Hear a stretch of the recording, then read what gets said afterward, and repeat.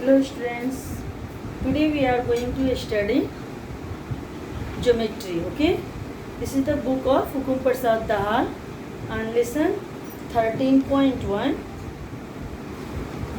Today we are going to study about triangle. In first, we have to study about something about the triangle, some properties of triangle and तो हम लोग आज क्या पढ़े, कुछ properties है क्या ट्रायंगल का, तो हम लोग पहले उसको पढ़ लें, फिर उसके आगे प्रॉब्लम सॉल्व करेंगे, ठीक है ना। और प्रॉपर्टीज ऑफ ट्रायंगल में ये पहला प्रॉपर्टीज है, किसी भी ट्रायंगल का एक प्रॉपर्टीज होता है, वो क्या है कि कोई भी दो साइड्स तीसरी साइड्स की दो साइड का सम तीसरी साइड के इक्वल होता है। जैसे मैंने एक ये ट्रायंगल बनाया ना, यहाँ देखिए आप लोग, मैंने एक ट्रायंगल बनाया ABC, ठीक है।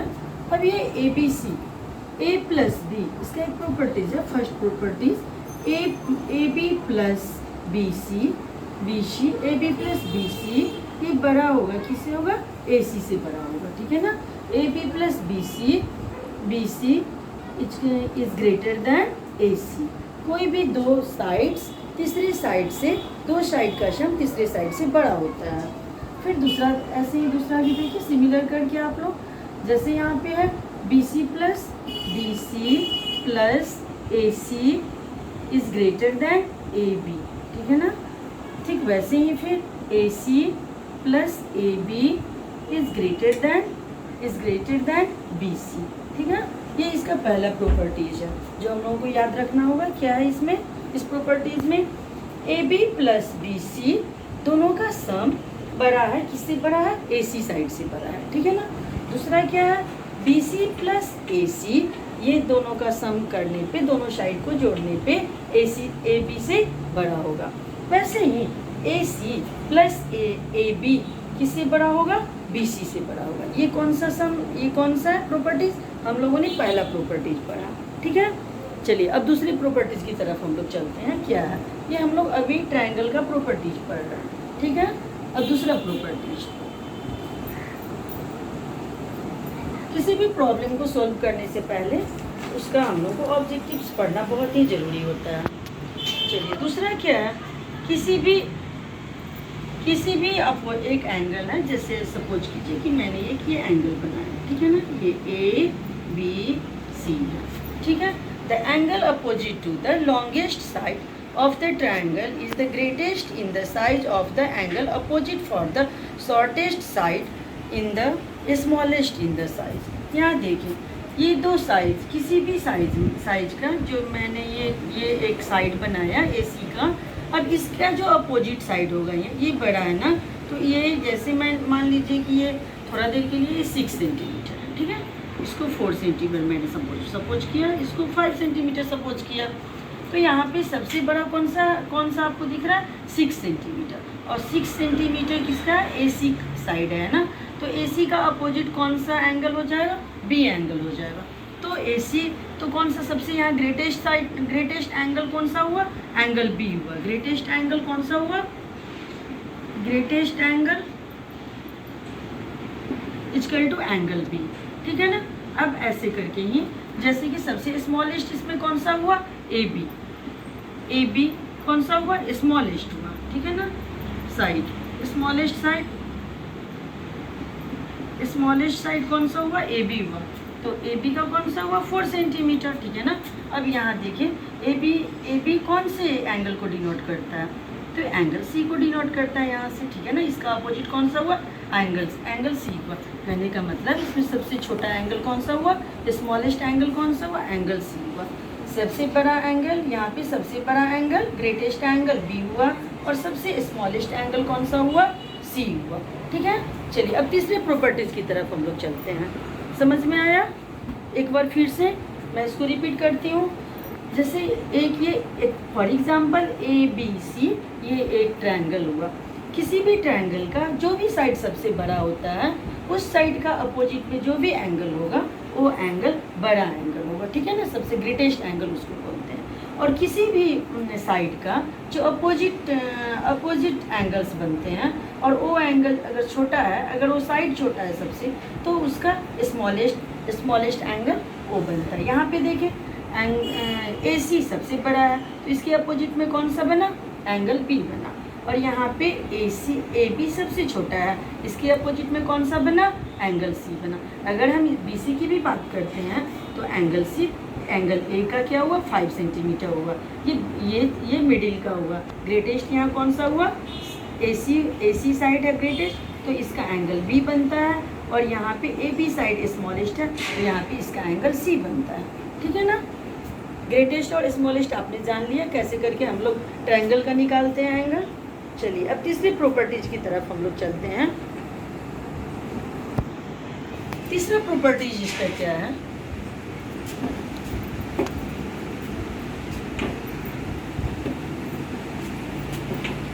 किसी भी ट्रायंगल का the sum of the angles of the triangle is always the sum of the angles of the triangle A B C. हर वक्त जैसे करके भी ये 180 ही होगा। ठीक है, जैसे कि एंगल ए प्लस ये तीसरा प्रॉपर्टीज है। ठीक है ना, angle A plus angle B plus angle C equal to 180 degree. ठीक है, ये बहुत ही काम लगने वाली है, हर वक्त ये काम लगता है। Angle A plus angle B plus angle C, size अलग अलग हो सकते हैं पर जब तीनों से एंगल ऐड होंगे तो 180 के ही इक्वल में आना पड़ा। ठीक है ना। चलिए अब चौथा प्रॉपर्टीज कौन सा है, इसका पूरी 4 ही प्रॉपर्टीज है। ठीक है ना। और चौथा प्रॉपर्टीज कौन सा है, चौथा प्रॉपर्टीज है किसी भी एक्सटीरियर एंगल। यहाँ देखिए मैंने जैसे ये एक ट्रायंगल बनाया, ठीक है ना, सेम ए बी सी। मैं कोशिश करती हूँ कि बहुत ही सिंपल वे में आप लोगों को समझाऊँ। ठीक है। और यहाँ देखिए जैसे ये सभी एंगल अंदर की तरफ बनता है ना, तो इसको इंटीरियर एंगल बोलते हैं। ठीक है। और जो एंगल बाय द वे बाहर की तरफ बनता है उसको क्या बोलते हैं, एक्सटीरियर एंगल। क्या बोलते हैं उसको, एक्सटीरियर एंगल। तो एक्सटीरियर एंगल क्या होता है, exterior angle equal to EXTERIOR, exterior angle equal to sum of the two opposite interior angle. ठीक है ना। क्या होता है exterior angle equal to sum of the two opposite interior angle. Okay, तो ये एक एक्सटीरियर एंगल है, इसका अपोजिट कौन सा हुआ, मैंने अभी तुरंत ही आपको पढ़ाया ना कि इसका अपोजिट कौन सा एंगल हुआ, यहाँ से ये साइड हुआ। और इसमें कौन सा अपोजिट हुआ, एंगल ए और angle B. It means angle C equal to angle A plus angle B. Understood. I think आप लोग समझ रहे होंगे। ठीक है ना। Exterior angle equal to sum of the two opposite interior angle. Okay, अब प्रॉब्लम सॉल्यूशन की तरफ हम लोग चलते हैं। ठीक है। अगर आप लोगों के पास बुक हो 13.1 हुकुम प्रसाद दाहाल का क्लास स्टैंडर्ड 7 का ये बुक है, और हम लोग सेक्शन बी से इसको स्टार्ट करते हैं सॉल्यूशन करना। तो इसको इरेज कर रहे हैं और अब हम प्रॉब्लम सोल्व करने जा रहे हैं। ठीक है ना। चलिए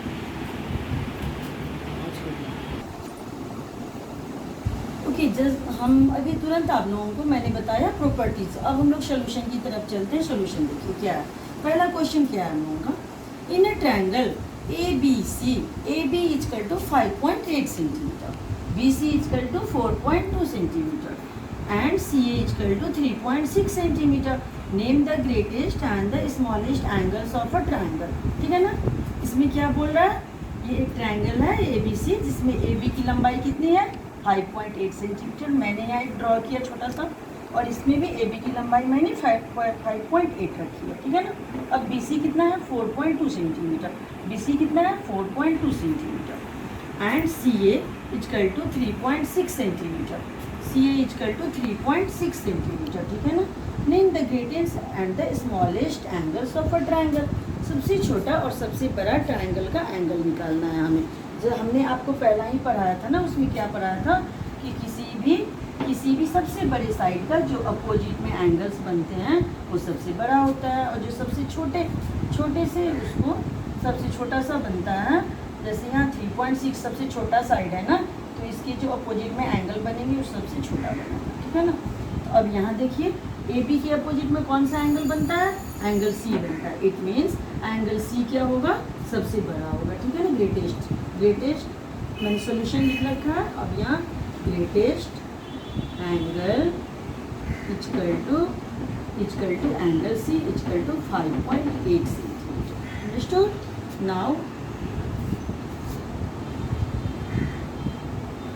now smallest angle equal to angle. आप देख सकते हैं यहाँ पे कौन सा साइड सबसे स्मॉलेस्ट है? AC। सबसे स्मॉलेस्ट कौन सा साइड है? AC। तो इसके अपोजिट में कौन से एंगल बन रहा है? B बन रहा है ना यहाँ पे, तो एंगल B इसकी क्या है? तो ये कितने का है? 3.6। कहने का मतलब ये है कि ये सी एंगल, सबसे बड़ा एंगल C है और सबसे छोटा क्या है? एंगल P है। ठीक है ना? लेकिन हमें ये लिखने की कोई ज़रूरत नहीं है एंगल ये इतने का, क्योंकि एंगल हमेशा डिग्री में होता है। ठीक है ना? ये बस आप लोगों को बताने के लिए मैंने समझाया था कि सबसे बड़ा एंगल और सबसे छोटा। समझ लिया आपने? ठीक है। अब दूसरे सोल्यूशन की तरफ चलते हैं, दूसरे क्वेश्चंस की तरफ चल रहे हैं। ठीक है, ओके ठीक। चलिए अब दूसरे क्वेश्चन की तरफ चल रहे हैं। ठीक है ना? तो ये क्वेश्चन क्या है? पहले क्वेश्चन को पढ़े हम लोग। इन ए ट्रायंगल PQR, एक ट्रायंगल है PQR जिसमें angle P equal to 105 degree, angle Q equal to 30 degree and angle R equal to 45 degree. Name the longest and the shortest side of the triangle. ठीक है, इसमें क्या निकालना है? पहले वाले क्वेश्चन में हम लोगों ने क्या निकाला? पहले वाले में हम लोगों ने बड़ा साइड निकाला और छोटा साइड निकाला। इसमें एंगल निकाला। अब इसमें सबसे पहले क्या करना है? लॉन्गेस्ट साइड निकालना है और स्मॉलेस्ट साइड निकालना है। ठीक है ना? सबसे बड़ा साइड कौन सा होगा ये निकालना है और सबसे छोटा साइड। तो जैसे मैंने आप लोगों को पढ़ाया था ना, उसमें साइड के अपोजिट में एंगल बना। यहाँ क्या होगा? एंगल के अपोजिट में साइड बनाना है हम लोग। ठीक है, यहाँ देखो एंगल P से कौन सा साइड बन रहा है? QR बन रहा है। ठीक है ना? सबसे बड़ा इसमें कौन सा दिख रहा है? ये सभी में तीनों में 30 डिग्री, 45 डिग्री और 105 डिग्री में ऑब्वियसली 105 डिग्री सबसे बड़ा है ना। तो इसका कौन सा बन रहा है? QR बन रहा है। एंगल P का अपोजिट कौन सा बन रहा है? QR साइड्स बन रहा है। ऐसे ही सबसे छोटा यहाँ पे कौन सा? 30 डिग्री है ना, तो 30 डिग्री के अपोजिट में कौन से बन रहा है? PR बन रहा है। ठीक है, okay students, here is the biggest angle. It is 105 degree and we are going to make the opposite angle here, and it is QR, opposite side QR, and similarly it is the smallest angle 30 degree and the smallest side should be PQ. Can you look here? I think yes. So it is QR, we can write here QR and here क्या लिख सकते हैं हम लोग? PR लिख सकते हैं। ठीक है ना? देखा आप लोग, मैंने सबसे बड़े एंगल के अपोजिट में यहाँ लिया और ये साइड बना दिया, फिर यहाँ सबसे छोटे एंगल का लिया और यहाँ एक बार फिर से क्वेश्चन देख लीजिए। In a triangle PQR angle P equal to 105 degree. ऐसे भी आप देख सकते हो क्योंकि एंगल P सबसे बड़ा है इन सब में ना, तो एंगल P के अपोजिट में कौन सा बना? QR बना साइड, तो ये हो गया सबसे बड़ा साइड। वैसे ही सबसे छोटा कौन सा है? 30 डिग्री, तो 30 डिग्री के अपोजिट में ये बना, ये क्या हो गया? PR हो गया। समझ में आ गया? ठीक है, चलो तीसरे क्वेश्चन की तरफ अब चल रहे हैं ना। चलिए तीसरे क्वेश्चन की तरफ चल रहे हैं हम लोग सभी ऑब्जेक्टिव क्वेश्चंस मैंने एक वीडियो में डाल रखा है। ठीक है, आप लोग an acute angle of a right angle triangle is twice the other acute angle, find them. ठीक है ना? एक्यूट एंगल पता होगा आप लोगों को ना, एक्यूट एंगल जो 90 डिग्री से छोटा होता है। ठीक है ना? तो दो एक्यूट एंगल पता नहीं है, इसमें दो एक्यूट एंगल निकालना है जो कि पहला एक्यूट एंगल से दूसरा एक्यूट एंगल ट्वाइस है। तो let the first acute angle be x. ठीक है ना? फिर वैसे ही let the other acute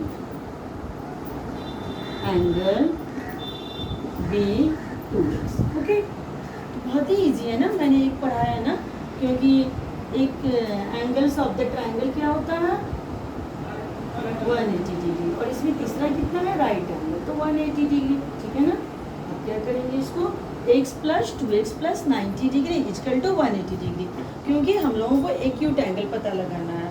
we have to find out the acute angle and we have to find out the two acute angle, and as per the question it is asking the first acute angle we have to find out, and the second acute angle it is the twice. Okay, so that first is x and second we have suppose here 2x, so that x plus 2x plus 90 degree is equal to 180 degree, and x plus 2x is equal to 3x plus 90 degree is equal to 180 degree. Okay, now 3x is equal to 180 minus 90 degree, is it?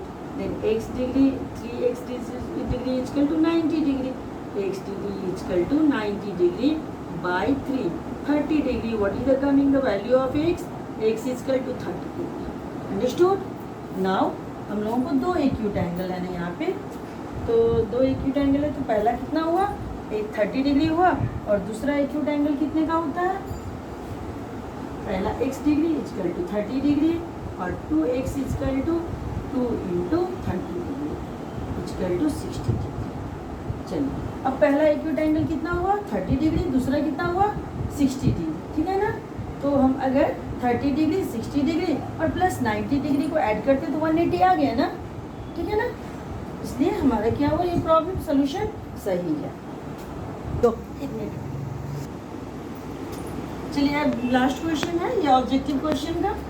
If the angles of a triangle are the ratio in the ratio 2:3:4 find them. ठीक है ना, यहाँ ratio में दिया गया है angles 2, 3 और 4 दिया गया है.